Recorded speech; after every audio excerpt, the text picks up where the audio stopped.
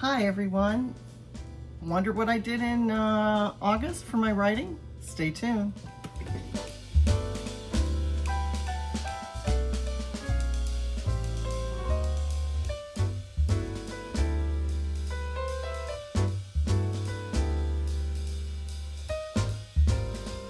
Hi everyone.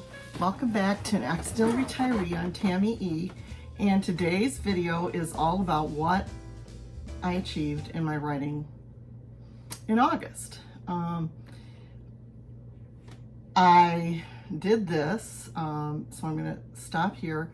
I took my notebooks out of this little cabinet and a few others, and I have them by my chair to write in because I realized I needed to do a little more outlining and streamlining for the story. The story I'm working on, I'm not sure if it's part 1 and 2 combined or what yet. I still have to knit a little bit of the story together where I initially thought I was going to start it, and then I'm going to kind of like write it out, and then I'm going to divide it into where I think it should be and clean up the endings and so on for, you know, maybe 1 full draft, if not 2 before the end of the year, hopefully, or 1.5. That's what my goal is. But I'm going to show you what I've got here right now. Today is August 28th, and I have not really done anything with my writing other than set a lower goal of 2,000 words, which I still could meet. I think what I did is I'm now kind of in the middle of 2 stories, and I'm going to try to bridge the 2 together, and then next month I'm going to write the first part of the story, maybe the last part, hopefully, and then they'll be divided into 2 drafts of 2 books. Now, it may not be all next month, but anyway, the rest of the year, that's what I'm going to be working on. Let's face it, it's probably the rest of the year, or if I'm lucky, I'll get those 2 done sometime by October sometime, and then in November, December, write the 3rd book in the trilogy. That would be great if I could do that. I don't know. But one thing I am doing is going back over the very first Marissa Mohi book that I looked at and journal that I kept, which ended up being more of a planner for the whole series. And I have these little colored pages that kind of earmark these decades that are in this particular little mini series and the whole grand scheme of the thing that I'm trying to write. But, you know, if I get the trilogy done, that's the first part. I have another book that's an earlier trilogy. I think I'm going to do trilogies, and then, you know, they'll all tie together, kind of. That's what I think I'm going to do, but we'll see.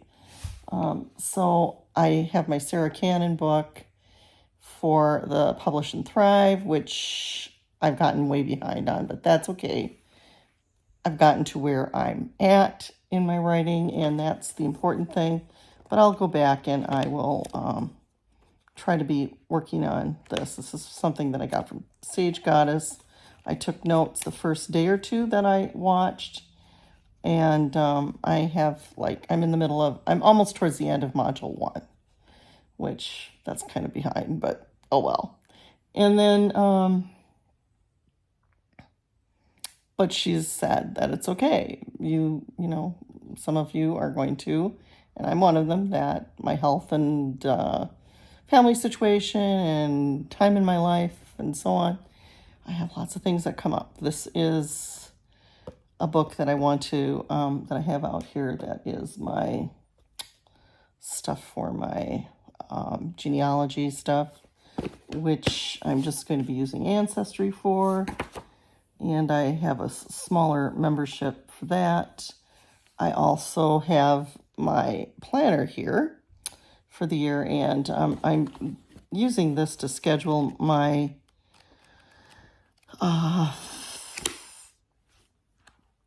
videos like this one, but other ones for my channel. And I've been doing a lot of channel work this month, so that's all a part of my organization and so on. So, yeah. And this is stuff for the series that I'm writing right now. And this is for the first book and actually the second book where I'm at, and the other one is kind of part of the third book, and this is the first book in the series, and maybe the last book of the trilogy before it. I'm not sure about that, but anyway, it's another one that I have out here so that I can do some basic bare bones planning and restructuring some of what I did long ago and just get a little more organized. So that is what I have all of these out here for. And so I'm doing little bits of that as I can. I have my character names that I want to revise and then retype. And then I have, this, like I said, that I'm using two that's going to overarchingly work for the whole series. So I'm doing that in betwixt the word processing that I need to do. So, but I do want to join those two stories together, and then I'll divide them more appropriately as I complete both drafts.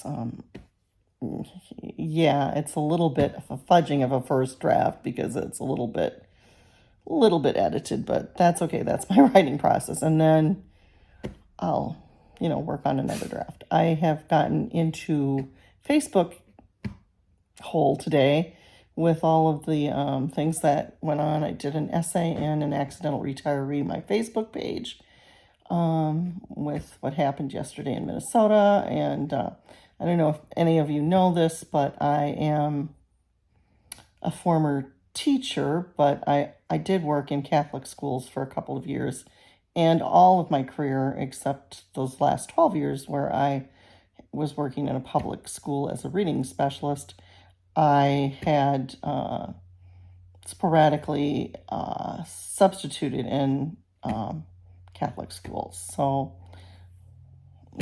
throughout my career I was in Catholic schools, but I do remember first day masses, and so it just kind of really hits home. When 9/11 happened, I was helping prepare my students to do the next day's mass in church, which was like the second mass of the year or something like that. But anyway, because we usually did masses on Wednesdays, but you always did the first day of school, you would have a service too. Anyway, so I just feel for those teachers and feel for the students. It's terrible when this happens anywhere, and it's unfortunately something that I always was aware of throughout my career, because there was a teacher in Chicago just after I graduated who I believe she was killed in a shooting in Chicago, and she was substituting. So, it's something that throughout my career from 1981 on that I was aware of. So, yeah. Unfortunately, shootings occur in churches. The minister in my childhood Methodist church was talking about how she has to be aware of these things just a few weeks ago when she was giving a sermon about women as clergymen and, being ready for things. So, yeah, it's sometimes these jobs that you think are safe just aren't. You're on the front line and you are unarmed, and it's something you're aware of. You have to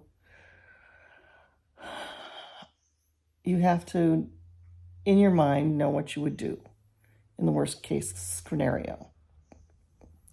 So, and you always try to prevent situations. I know as a teacher there were certain things that happened in my career where I did probably avert something or made sure that something didn't happen to the students that I was in charge of. So, those things happen. I remember one time when I was teaching, student teaching, and I was pretty new to the school actually, and it was my final student teaching position. And we were on a nature hike, and I heard the crack of a tree, and I said, "Run, kids!" And they ran, and as I kind of pushed some kids out of the way, I knew that that was the cracking of a tree coming down, and I could feel it behind me. So, I mean, danger can occur at any time. And when you're in charge of other people, you have to be aware of everything 360. But that doesn't mean that something won't happen. And so, anyway, that's a little off my writing task today, but you know where I'm at, and you know where my headspace has been. So, yeah. See you in the next. So, now you saw that little bit I'm working on, that pile of things that I have. I also have my little iPad that I did work on. I did write 1,115 words. I'm over 21,000 words on the manuscript, plus 5 for another part of it that's kind of, it's a story within a story, and I'm not sure if I'm going to keep that little device or not, but I'm experimenting with it. Why would you experiment with your first novel? Well, I've been writing my whole life. I'm 66 years old, and why not? Why not experiment? I'm hoping that my story will fit into an actual genre. I'm not going to create something. I'm hoping that it is something that others will be interested in. And, like I have said, I don't think I'm going to publish until I've got the trilogy finished.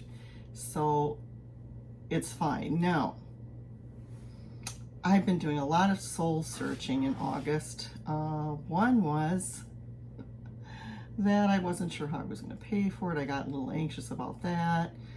And then so I had that, am I going to be able to self-publish? How am I going to do it if I have to try to get an agent and all that kind of stuff with all of my issues and stuff? I just don't know if I'm up for that. Although, self-publishing is another kind of energy and a lot of energy, and I just don't know. And so I was like, why am I doing that? And then I'm going through some emotional things too that have to do with PTSD from things that happened to me in my childhood, that happened to me growing up, that happened to me in that last 6 years of my career. There's a lot of good that happened in my career and a lot of negative. Teaching is difficult. It's difficult for someone like me who tries to be a team player, but I have no idea how to do that because I was not a sports person. But I did play in orchestras, but that's never counted among people, which that takes real teamwork to make beautiful music together, but that's, and choirs and all that kind of thing, but that's never been something that society really likes or counts. And it's kind of interesting because I was writing on Facebook, and this month I'm going to do something a little different. I sometimes write on posts, and so if I get carried away writing to a friend, most of my stuff are conversations in Messenger, which actually could be seeds of other stories or are notes for stories. So I'm going to keep track of those this month, because even though I say I wrote 1,115 words, I wrote many, many, many more words than that.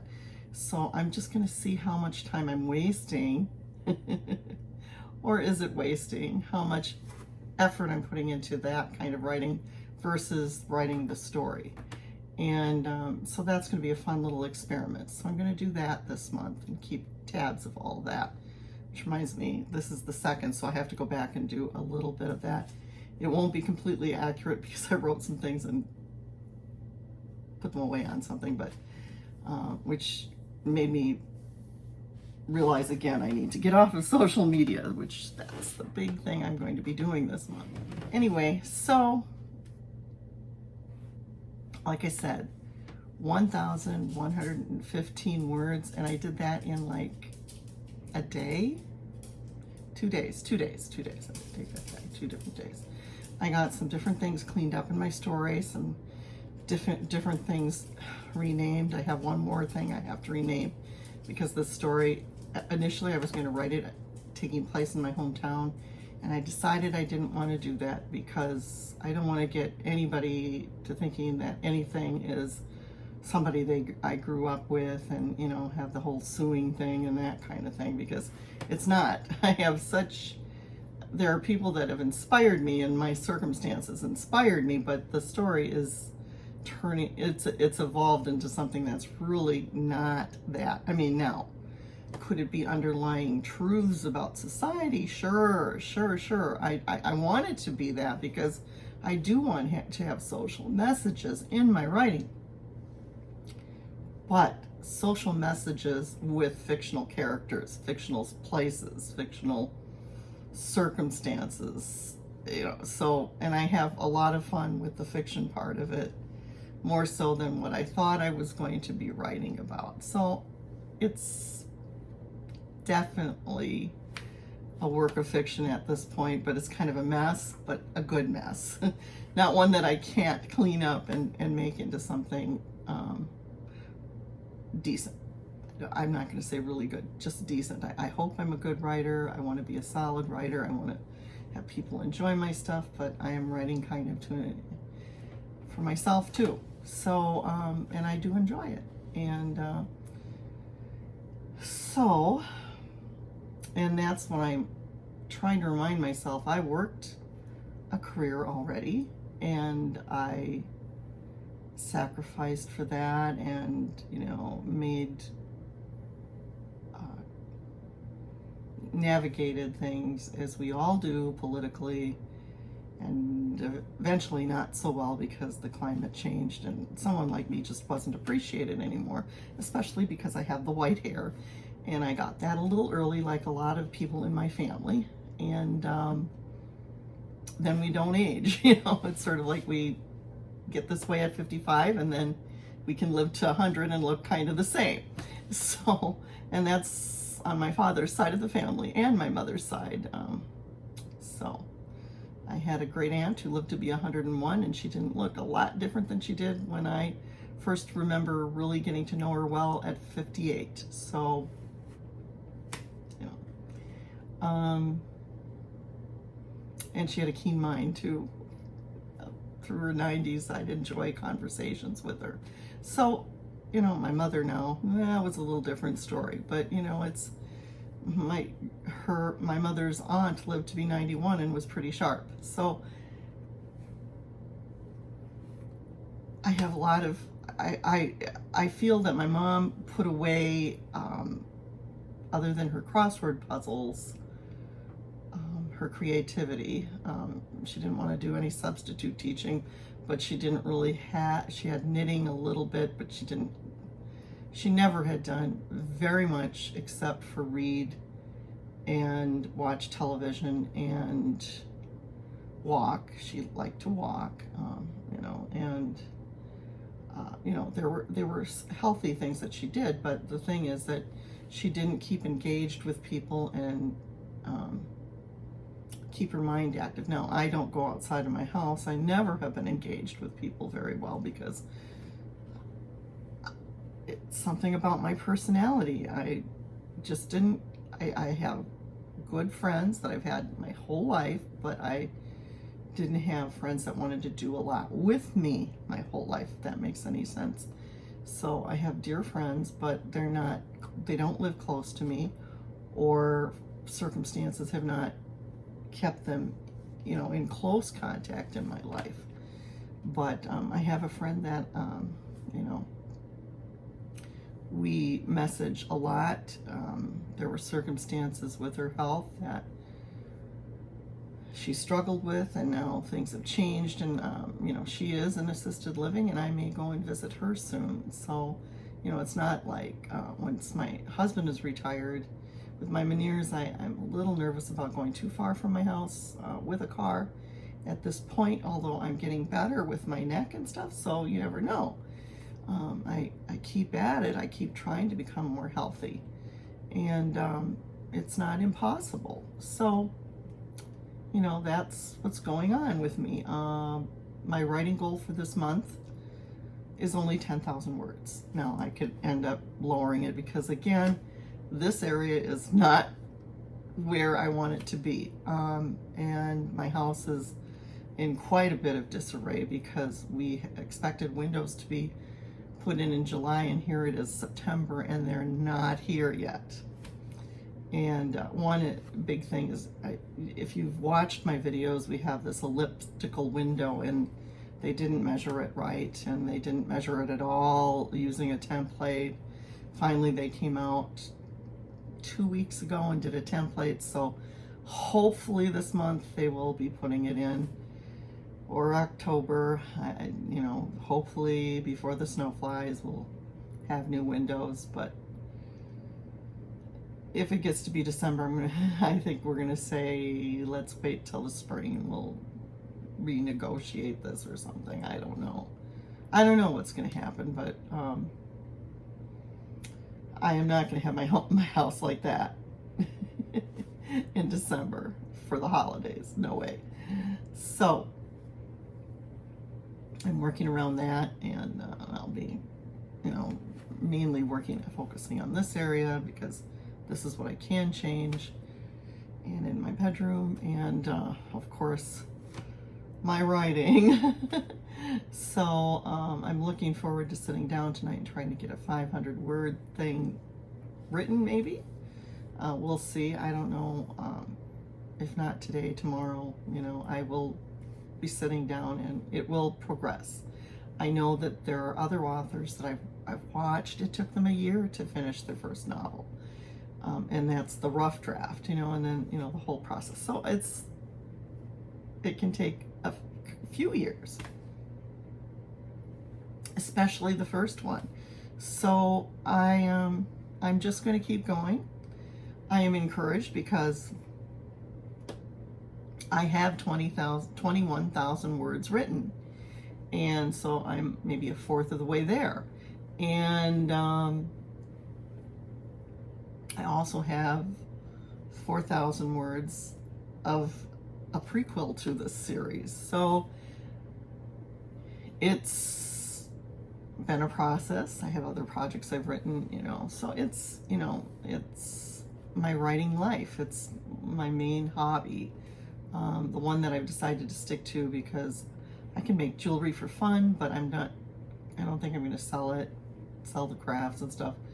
It's kind of a lot for somebody. It was different when I was 55 and just retired, and I still had a car, and I didn't have veneers, and that was a different me. But this me is 66, and I'm looking at what can I keep doing until I'm 90? Well, I can keep writing until I'm 90 unless my vision completely fails, but it shouldn't because I have had my cataract surgery. I can have some things fixed with it, which I'm going to have to probably go in because it may be getting a little bit,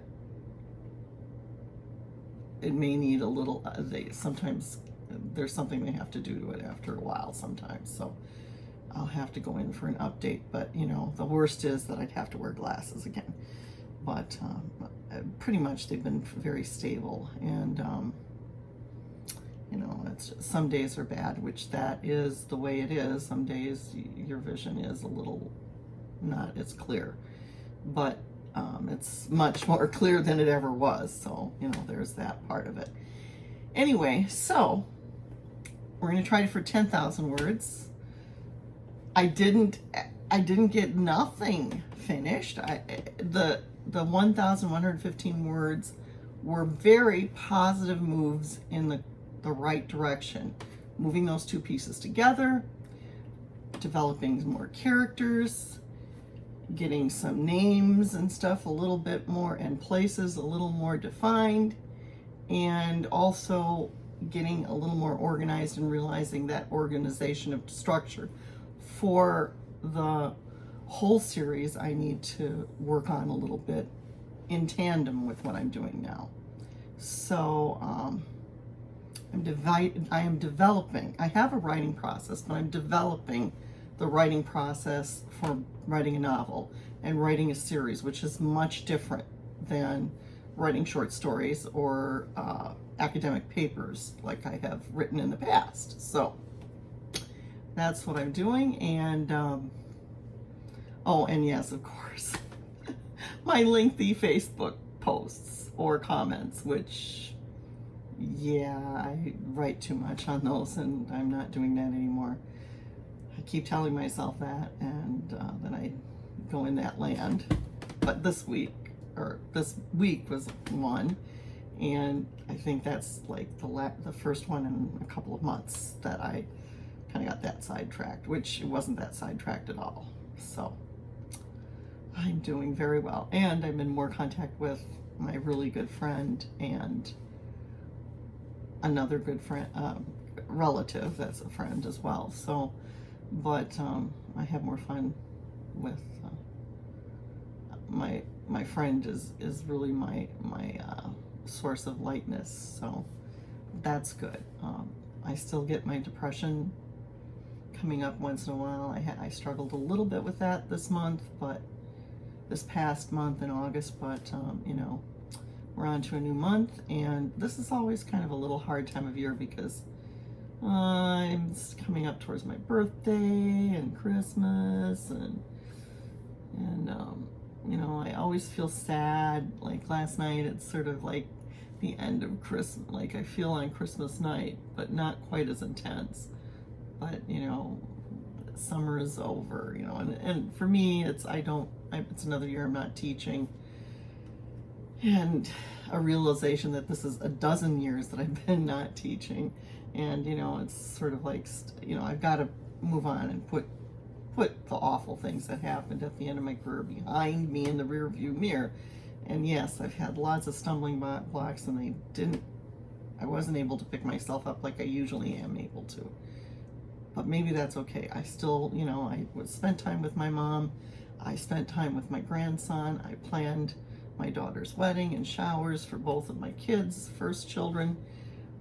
All things that I was free to do that I wouldn't have been if I had been teaching, in ways that I couldn't have done when I was teaching. So, you know, there are wonderful things that happen to not be teaching and being able to devote to my family. And there's nothing wrong with maybe just focusing on my husband and my family. And I really need to focus on my husband more. You know, like,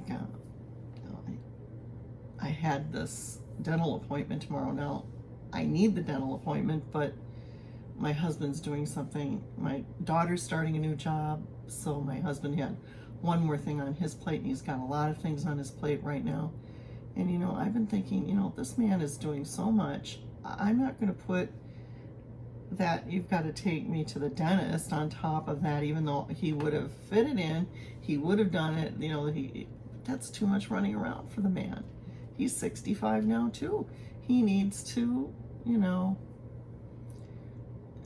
go at a different pace. We can't demand all of this of him.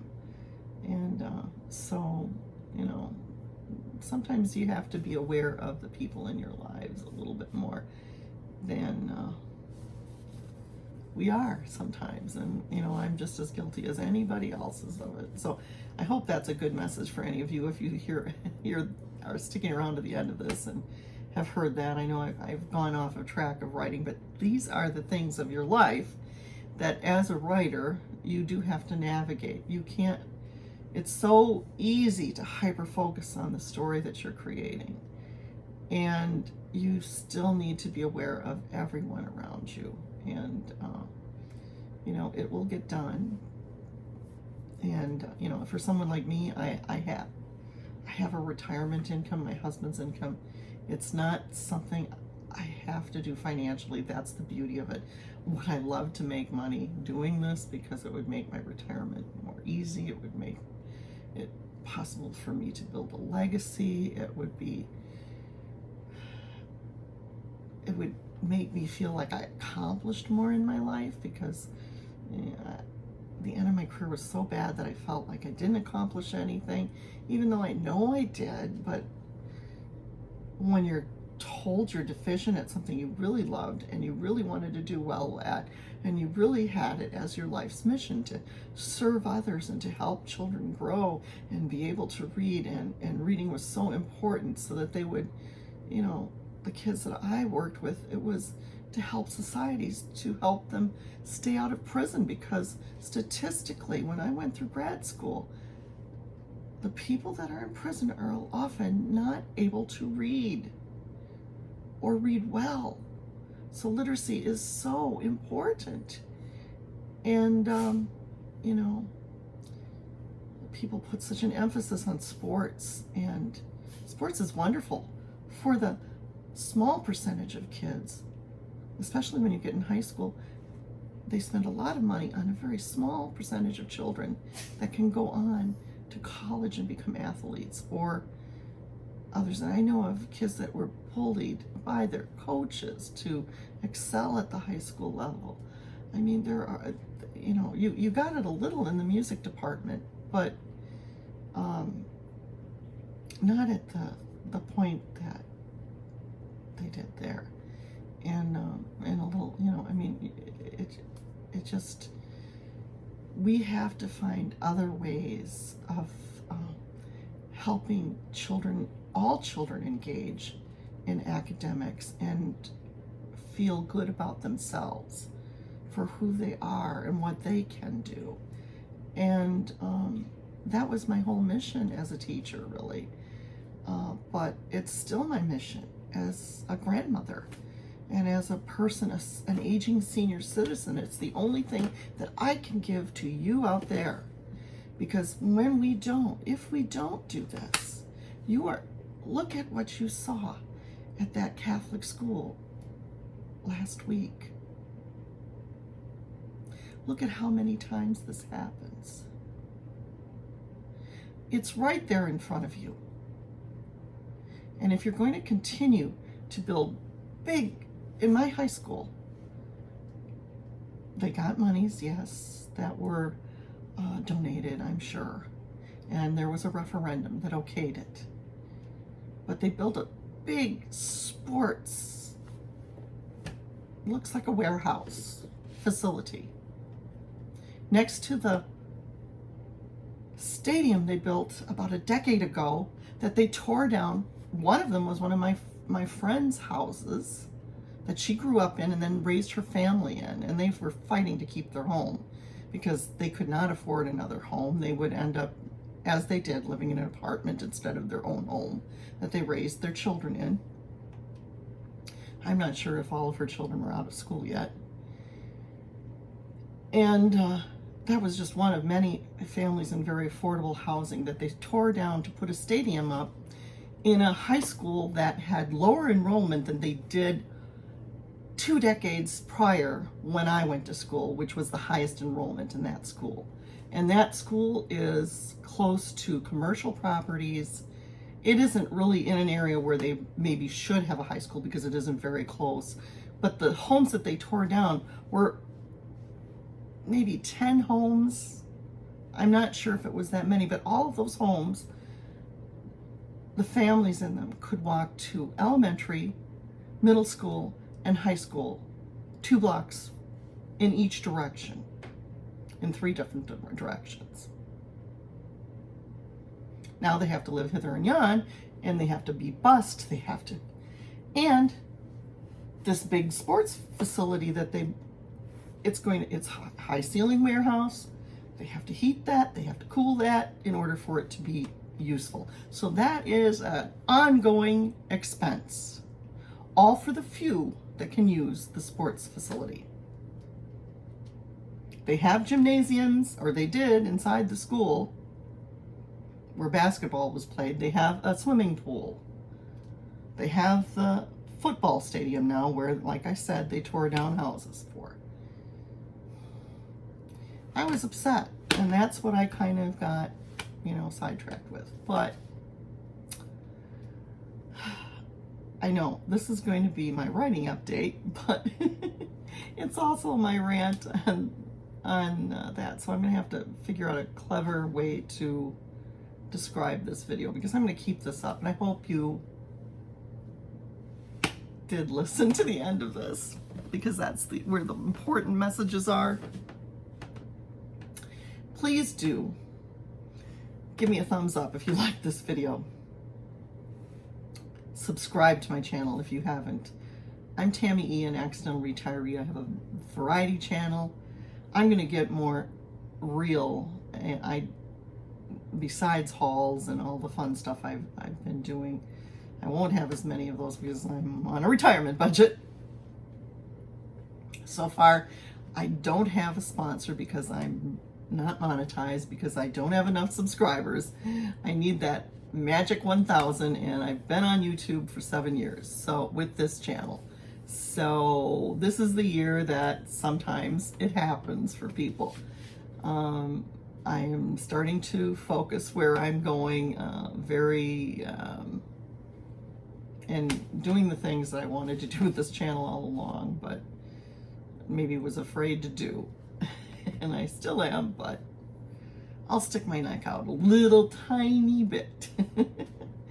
And I've got to stop being afraid to speak my mind. I've had the worst happen. I lost my job. And I did speak out about something that happened politically in my state, and that might have helped. I'm not sure.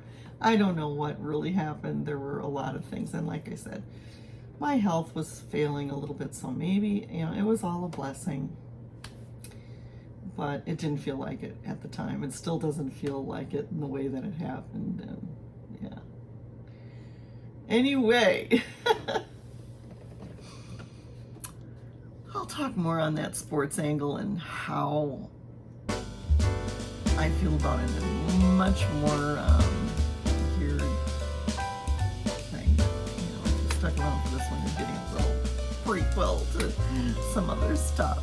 So anyway, bye for now. God bless, and see you soon.